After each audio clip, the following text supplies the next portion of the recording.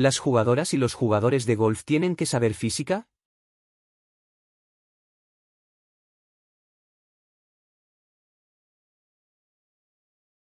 Actividad 1 Unidad 7. Cinemática 2. Movimiento parabólico. Física primero de bachillerato. Enunciado. Una jugadora de golf lanza la pelota con una velocidad de 30,0 metros por segundo, formando un ángulo de 40 grados con la horizontal. Calcula. Apartado A. El tiempo que tarda en caer la pelota. Apartado B. La altura máxima alcanzada. Apartado C. El valor de la velocidad con la que la pelota toca el suelo. Dato: aceleración de la gravedad igual a 10 metros por segundo al cuadrado. Inicialmente, esto sería lo que se llama velocidad inicial.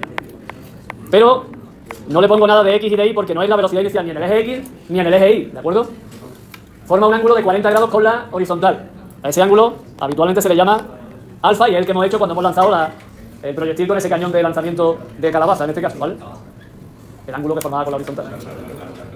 Me pregunta lo primero, ¿qué tiempo tarda esa pelota, esa bola, en llegar al suelo otra vez, ¿vale? En caer al suelo y llegar otra vez al suelo. Después me piden la máxima altura que alcanza, que hemos comentado antes que es una de las cosas que suele pedir mucho. Altura máxima que alcanza.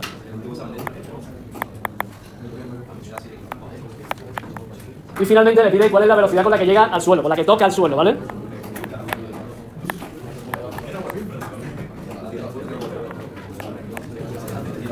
Bueno, lo primero entonces, como hemos dicho por ahí, como vamos a hacer todos los problemas, es un dibujo.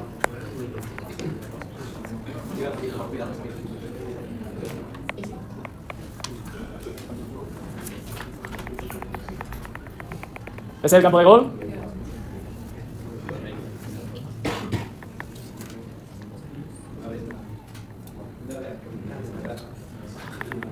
Ahí está la jugadora de gol. Y ahí está la velocidad con la que lo lanza, que recordemos forma un cierto... bueno, espérate, voy a pintar así, no lo veis bien.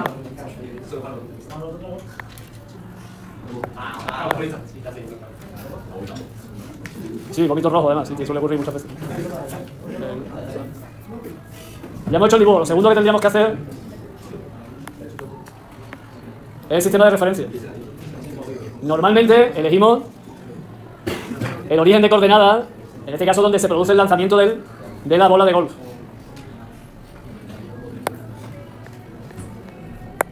El eje X habitualmente suele ser el suelo.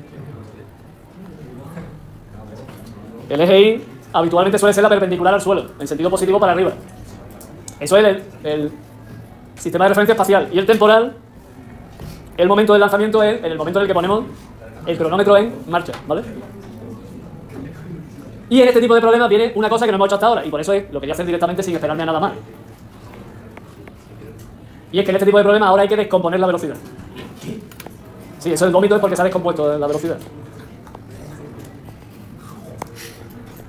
Hay que descomponer la velocidad y hallar la componente X y la componente Y de la velocidad inicial, ¿vale? Para eso voy a dibujar la componente X en tono azul. Esto sería la V sub 0X. Y la componente Y, no sé si se ve ahí bien, después aquí sí se va a ver, ¿eh? Y la componente Y la voy a poner en tono verde en este caso. No sé si la pizarra después viene en los mismos tonos, me da igual. Y aquí me fijo que hay un triángulo rectángulo formado en el cual voy a conseguir saber qué relación hay entre la componente X y la velocidad inicial. Y así también con la componente Y. A ver si lo vemos aquí esta relación. La voy a poner aquí abajo. ¿Estaríamos de acuerdo que el coseno de alfa es la componente X partido por la componente total, por la hipotenusa en este caso? El coseno de alfa sería en este caso V sub 0X entre V sub 0. Sería entonces V sub 0X V sub 0 por el coseno de alfa. Sería en este caso entonces 30 metros por segundo por el coseno de 40 grados. Sería entonces 23 metros por segundo. Sin embargo, la componente Y va a venir a partir del seno del ángulo alfa en este caso.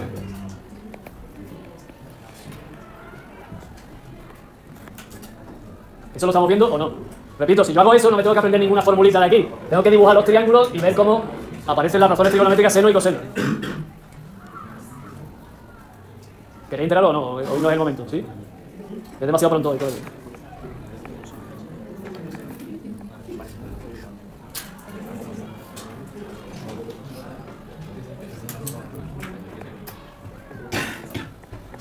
Ya tendría escritas las dos velocidades iniciales, que insisto, esto es fundamental en los problemas de lanzamiento parabólico, tiro parabólico, movimiento parabólico.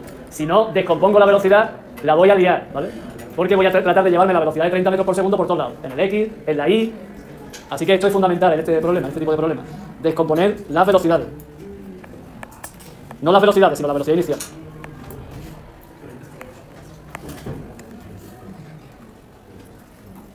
¿Vale? A partir de aquí ya seguimos las pautas normales de un problema habitual. Y detrás de la descomposición vamos a escribir ya. ¿Veis? Ahí tengo otra vez lo mismo. Lo que pasa es que está dibujado incluso alguna cosa más. Ahora, una vez que ya tenemos descompuesto esto, identificamos los movimientos que tenemos. Ya lo hemos dicho antes en el lanzamiento de la goma, lo hemos comentado antes en el lanzamiento con el cañón ese lanza calabaza, que en el eje X que vamos a tener un movimiento rectilíneo y uniforme, ¿vale? Mientras que en el eje Y va a ser rectilíneo uniformemente acelerado. Así que esto que sería, no lo he puesto aquí, el cuarto paso, qué tipo de movimiento van a hacer, me lleva inmediatamente al quinto, que es escribir las ecuaciones de los dos movimientos. Las ecuaciones del movimiento en el eje X y las ecuaciones del movimiento en el eje Y, que van a ser diferentes. Y de hecho son de movimientos diferentes. En el eje X, lo primero que podríamos escribir es cuál es la velocidad, que la acabamos de calcular al descomponer. Si no hubiésemos descompuesto, no tendría la velocidad en el eje X. Y es de 23,0 metros por segundo. Así que ya tengo la ecuación de la velocidad y la de la posición, la de un movimiento típico rectilíneo y uniforme. ¿Con qué posición inicial? 0, ¿no? ¿Con qué instante inicial? 0. Así que me quedaría, esa es la ecuación del movimiento en el eje X. Repito otra vez, que insisto, esto no lo tenemos muy claro. Una ecuación del movimiento tiene que quedar la X y tiene que quedar una T. Y el resto son números, parámetros, velocidad, posición inicial, ¿vale? Eso en el eje X. En el eje Y hago exactamente lo mismo. Lo que ocurre es que en el eje Y es un movimiento rectilíneo uniformemente acelerado. Y por tanto tiene una ecuación que corresponde al movimiento rectilíneo uniformemente acelerado. Y vuelvo a insistir en lo que he dicho antes. Aquí hay que poner V sub 0 I. Después, sí, reíros algunos, que yo precisamente quiero que nos riamos. Pero que después no nos riamos cuando aquí nos dé y pongamos 30 metros por segundo, ¿vale? Porque esa es la velocidad, claro. No, hay que poner la velocidad en el eje Y, que para eso la hemos hallado aquí, la velocidad inicial, ¿vale? Así que ponemos esas ecuaciones. Las ecuaciones corresponden, por un lado, al movimiento rectilíneo uniforme del eje X, que tiene una velocidad constante, como ya hemos visto, y que corresponde a la velocidad del eje X, que hemos descompuesto previamente aquí. Aquí hoy no quiere salir. Hoy no hay transmisión, lo siento, por lo que veo. Y la ecuación de la posición. La ecuación de la posición, que es la ecuación del movimiento rectilíneo uniforme. En el cual sabemos cuánto valen los parámetros, todos ellos. X sub 0 vale 0, la velocidad X, 23,0, y el instante inicial, que es 0. Los demás, la X y la T, se tienen que quedar como variables. Lo mismo hacemos en el eje Y, ¿vale? En el eje Y es un movimiento rectilíneo uniformemente acelerado. Y la ecuación del movimiento, en este caso, tiene más parámetros que conocer, pero también los conocemos todos. Conocemos la I sub 0, que es 0, en este problema. Conocemos V sub 0 I, que ayer acabábamos de descomponer, y que vale 19,3. Conocemos T sub 0, que es 0, por eso no aparece aquí. Y conocemos la aceleración en el eje Y, que vale en nuestro sistema de referencia, que va positivo para arriba, la aceleración, igual que en otros problemas que hemos hecho de lanzamiento vertical, es negativa. Así que ponemos menos, en este caso, 10 metros por segundo al cuadrado, que con un medio queda menos 5, t cuadrado. También escribimos la ecuación de la velocidad, que en el caso del movimiento rectilíneo uniformemente acelerado, también la velocidad cambia. Y también la podemos escribir, con lo cual ya tenemos escritas todas las ecuaciones del movimiento. La de la velocidad en el eje X, la posición en el eje X, la posición en el eje Y y la velocidad en el eje Y. Con eso ya tendríamos preparado el problema y podríamos resolver cualquier problema. Si no hacemos eso, pues corremos el riesgo de que cuando me pidan algo concreto no sepa cómo lo tengo que averiguar, o no sepa no cómo lo tengo que averiguar, sino que sepa cómo lo tengo que averiguar pero no tenga la herramienta necesaria para averiguarlo. Nos vamos a resolver el problema. La primera cuestión que nos piden, bueno, estaba diciendo que lo que queda ahora ya es resolver el problema. Y lo primero que me piden es el tiempo que tarda en caer la pelota, caer la bola de golf, entiendo yo que al suelo otra vez. ¿Qué es lo que habrá que plantearse ahora para resolver eso? ¿Cuál será la condición que tenemos que exigirle a la situación para que podamos averiguar ese tiempo? Para llegar al suelo, entonces, la condición, según mi sistema de referencia, que dependerá del sistema de referencia, es que I sea 0. Cuando llega al suelo, la I será 0. Así que, como tenemos escrita la ecuación, y para eso la hemos escrito, la ecuación del movimiento en el eje Y, lo que hacemos es, ahora sí sale, ¿ves? Que no había conexión y por eso no se veía el cursor o lo que estuviésemos escribiendo aquí. Resuelvo esta ecuación de segundo grado que me ha quedado aquí, una ecuación que tiene dos soluciones y que en este caso yo he resuelto, se puede resolver con la fórmula, pero se ha resuelto ahí sacando factor común, ¿vale? En este caso el factor común me da dos soluciones, una que es trivial, evidentemente en el instante t igual a 0, la pelota está en el suelo porque fue el instante que tomamos inicial. Así que esa solución ya la esperábamos. Lo que me interesa es la segunda solución, que en este caso es 19,3 menos 5t igual a 0 y me lleva a que el tiempo que ha tardado eso en llegar al suelo, de verdad, después del lanzamiento es de aproximadamente 3,9 segundos. Ya tenemos el tiempo que ha tardado en llegar al suelo realmente después del lanzamiento. Segunda cuestión que decide, la altura máxima. La altura máxima, que en este caso, según mi sistema de referencia, va a corresponder a la I, porque he tomado el origen de coordenada en el suelo, así que el valor de I me va a indicar cuál es la altura a la que se encuentra la bola en cada momento. También lo hemos hecho para los lanzamientos verticales. Y significa que cuando alcanza esa altura máxima, la velocidad en el eje Y, y esto es importante, es 0. La velocidad en el eje Y. Bueno, es tan importante como que es evidente, porque es que la velocidad en el eje X es constante, no se puede hacer 0. Así que la que se puede hacer 0 es la velocidad en el eje Y. Como también nos hemos tirado un rato escribiendo la ecuación de la velocidad, pues solo habrá que resolver esa ecuación, en la cual resolveremos cuánto tiempo ha tardado la bola en alcanzar esa altura máxima, que por cierto, alguien se puede dar cuenta y decir, oye, eso no es la mitad de lo anterior. En este tipo de movimientos que son simétricos, salida del suelo, llegada al suelo, sí, pero no siempre es así. Así que cuidado con esa idea, ¿vale? No siempre es la mitad del tiempo de vuelo, llamémoslo así. Depende del tipo de movimiento. En este caso, sí lo es, y una vez que ya tenemos ese tiempo, para hallar la altura hemos dicho que la altura es la I, así que llevamos ese tiempo a la ecuación de la I y calculamos la I para ese instante concreto. Esa I es la altura, puesto que, repito, hemos definido el sistema de referencia donde el suelo es el origen. Así que 18,6 metros será el punto de más altura que alcanza la bola cuando está volando. Que, repito, el momento, ayer lo vimos, creo en la simulación que hicimos, que el momento de llegar arriba significa que la componente I se anula, ¿vale? De todas maneras, ahora o después, porque vamos a resolver los otros ejercicios y después cogeremos el simulador y trataremos de resolver los 3 ejercicios que creo o pretendo hacer hoy en el simulador ese que tenemos ahí, para que veamos cómo se desarrolla ese lanzamiento como si lo estuviésemos haciendo de verdad. ¿Qué te pasa, Dani? Nos falta para terminar la velocidad con la que la pelota toca el suelo, que ya hemos comentado alguna vez que 0 no es, ¿eh? Porque alguien piensa cuando da el suelo se para, sí, después de dar el suelo, ¿vale? De todas formas, si alguien no lo entiende eso, cojo la goma otra vez y se la lanzo. Que ponga la cabeza y me diga si realmente la velocidad cuando llega a su cabeza es 0. ¿Vale? Por si alguien no lo tiene claro. Seguramente después de que le dé la goma lo tendrá más claro, ¿vale? Tenemos la velocidad, y esto también es importante, que tiene la velocidad dos componentes. Insisto, aquí es donde solemos patinar habitualmente, en el tema de las velocidades y de las componentes. Una de las componentes ya sabemos cuál es, porque es todo el rato la misma. Y es Vx. Vx se ha mantenido todo el tiempo constante. Y cuando llega al suelo seguirá siendo la misma. Y la misma es, en este caso, 23,0. Así que la Vx ya la tenemos. Necesitamos la Vi, que es la que va cambiando. Y en este caso va cambiando con el tiempo con una ecuación que ya escribimos antes, y otra vez la sacamos aquí, y determinamos la velocidad cuando llega al suelo, que es el instante, en este caso, ya lo hemos visto antes, 3,9 segundos.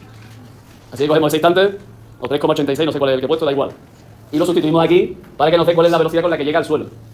Que en este tipo de problemas también, igual que ocurría con un lanzamiento vertical para arriba y para abajo, cuando vuelve al suelo vuelve con la misma velocidad, lo que pasa es que en sentido contrario. Así que la velocidad con la que llega al suelo en un movimiento de este tipo, no siempre, es menos 19,3, la misma del lanzamiento anterior al principio. Total, que la velocidad entonces es un vector que tiene dos componentes, que son, con que escribiese esto para mí ya sería suficiente, pero bueno, no está de más escribir el vector, ¿vale? El vector velocidad, que tiene dos componentes, y esto que yo he calculado aquí, que es el módulo, no es necesario porque no me lo pide, pero lo he calculado ya para que veamos que en este tipo de problema, además, el módulo de la velocidad es el mismo con el que partió. El módulo, no la velocidad, ¿eh? Esta velocidad no es la misma que la de partida, ¿eh? Porque en la de partida esta componente era positiva, ¿vale? Pero el módulo sí es el mismo. En un movimiento de estas características, salida del suelo, llegada al suelo. O salida de una altura, llegada a la misma altura, ¿vale? Pero no siempre son así los ejercicios, ¿eh? Pero entonces, ¿cómo va a comprobar si lo está haciendo bien? No, lo del módulo, la verdad es que ha sido por deporte, no me lo pide el ejercicio, pero realmente era para que vieseis que en este tipo de ejercicio coincide. Bueno, igual que coincide esa velocidad, pero en sentido contrario. ¿Alguna cuestión? ¿Alguna pregunta?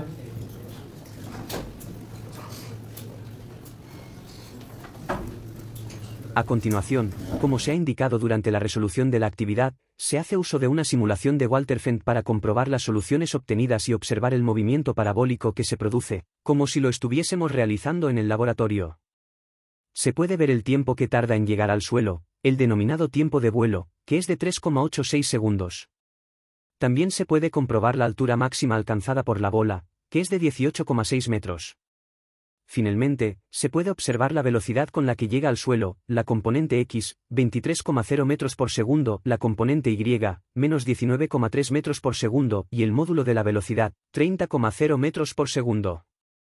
También se pueden ver los valores de la posición, de la velocidad y de la aceleración de la pelota en cada instante de su movimiento.